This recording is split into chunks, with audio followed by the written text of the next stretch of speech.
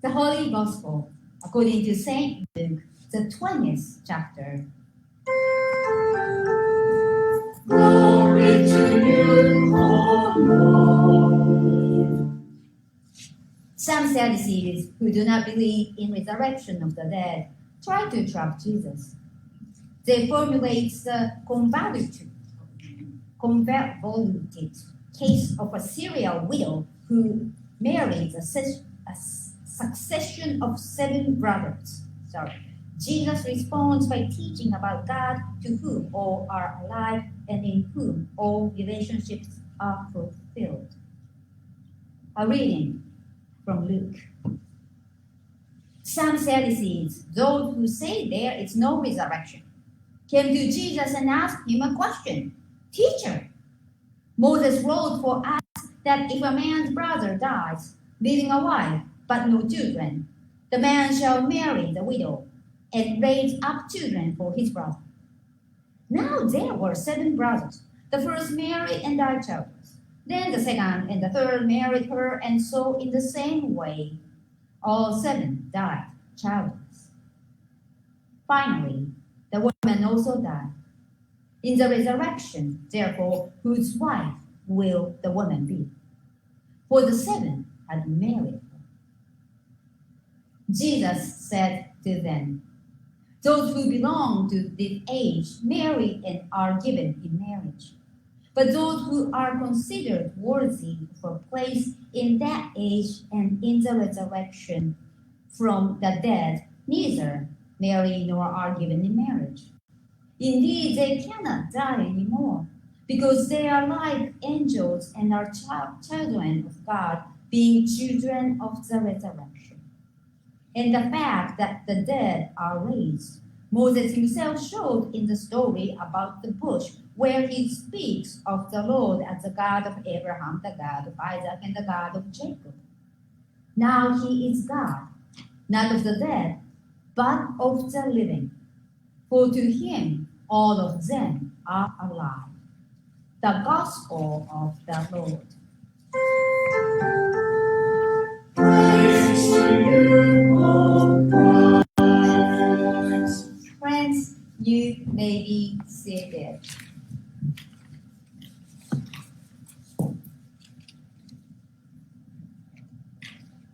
Very interesting readings, I think we have. There's a lot of things came to my mind, and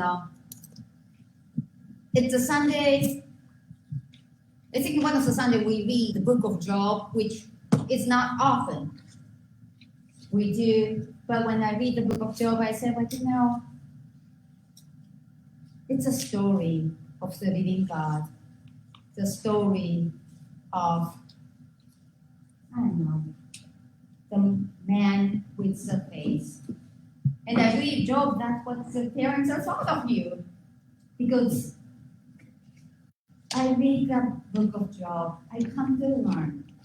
It is a book of living the life again, even in a time of difficulties. But that's my 5 cents of the Job. And I wrote the sermon on the Job, but God does a weird things, as all you know.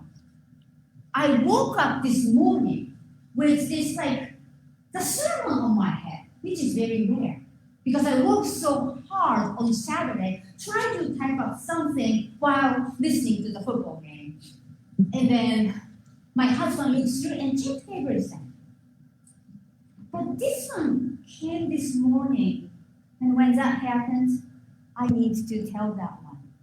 So if you're interested in my Job interpretation of the reading, look at the email. I'll give it. Then, because sermon is a gift from God.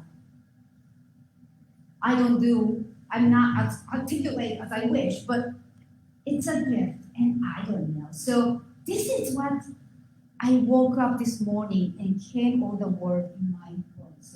That's what I want to do. So I want to talk about the reading from the gospel reading from the weird one.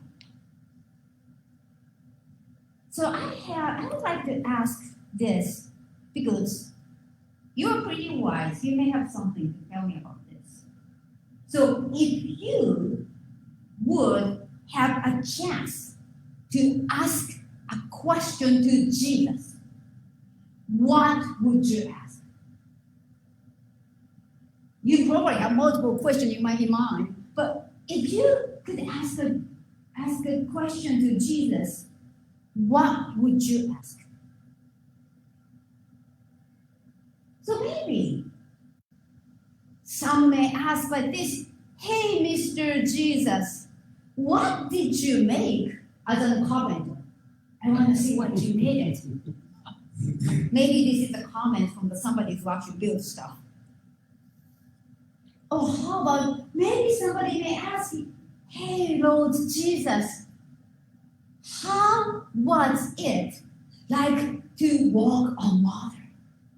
How does it feel you are walking on the water? And a question came to my mind this morning was, Jesus, I really have an important question to ask. Does my cat go to heaven? Because my cats are not behaving well.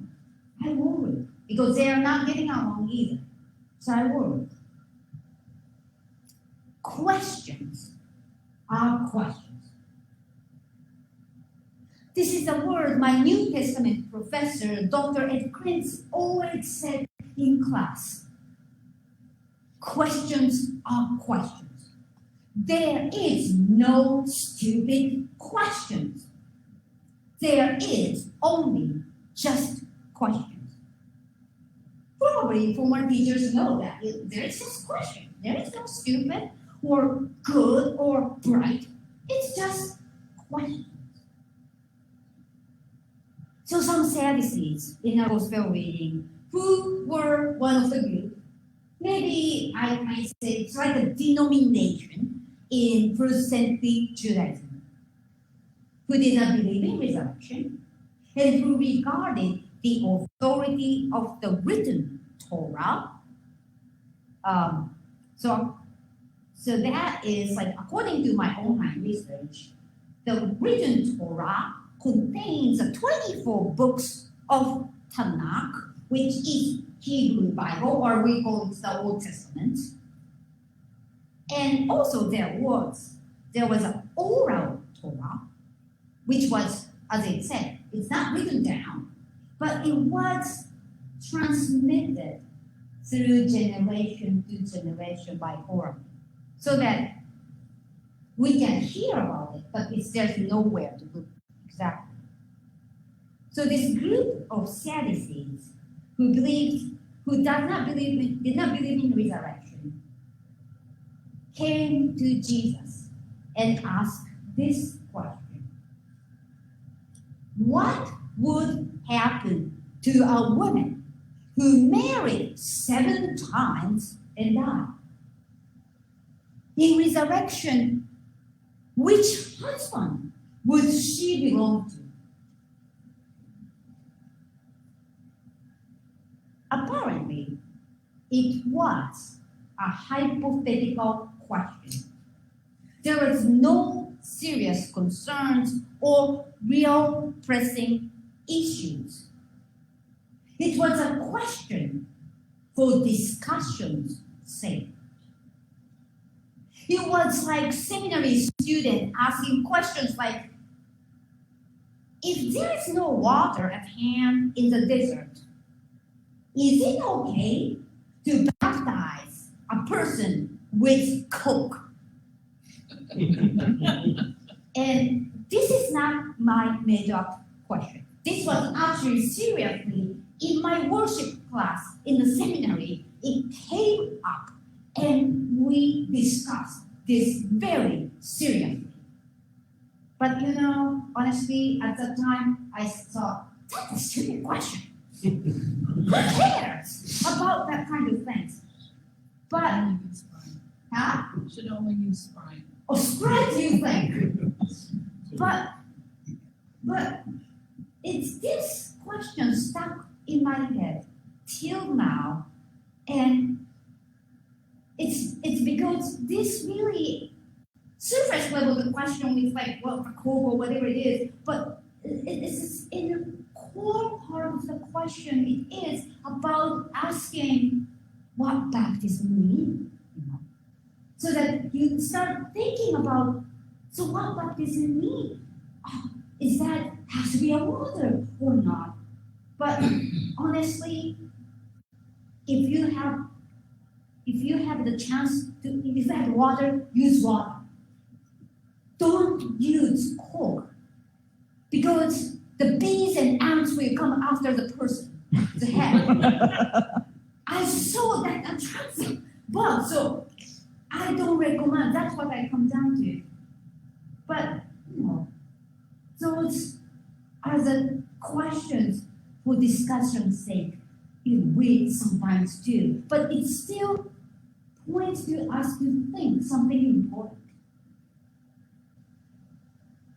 So the Sadducees came and asked a question. So the woman dies, marry 7 men. What would happen after resurrection?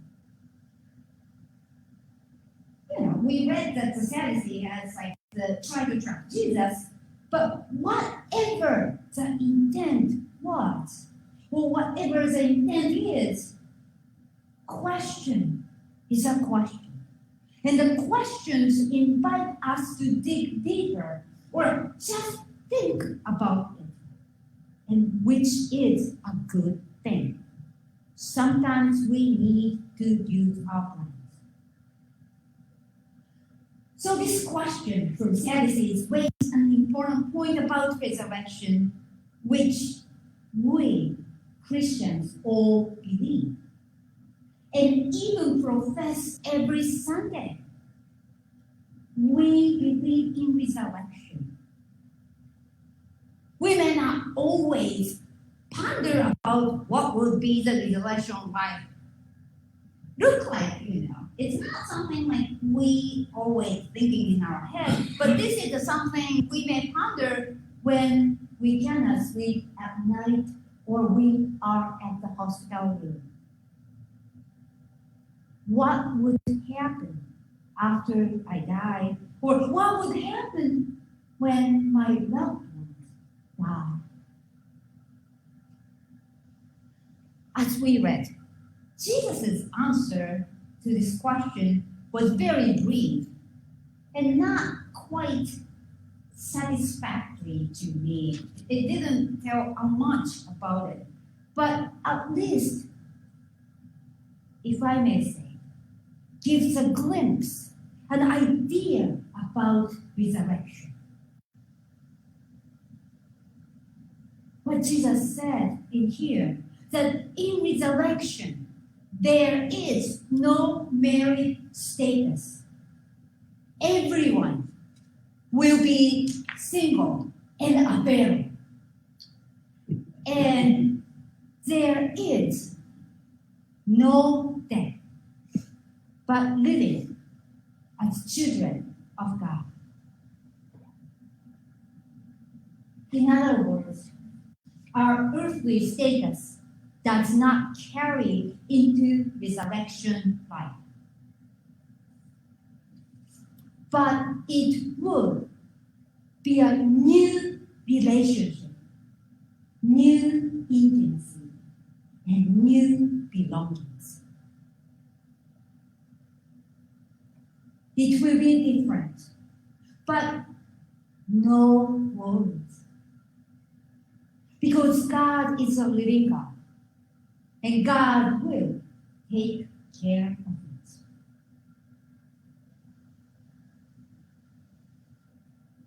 A question is just a question. And it leads us to explore the mystery of God.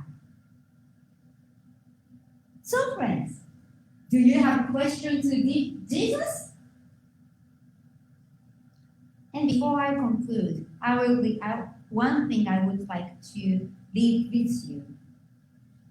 I will invite you to remember this one from today's story.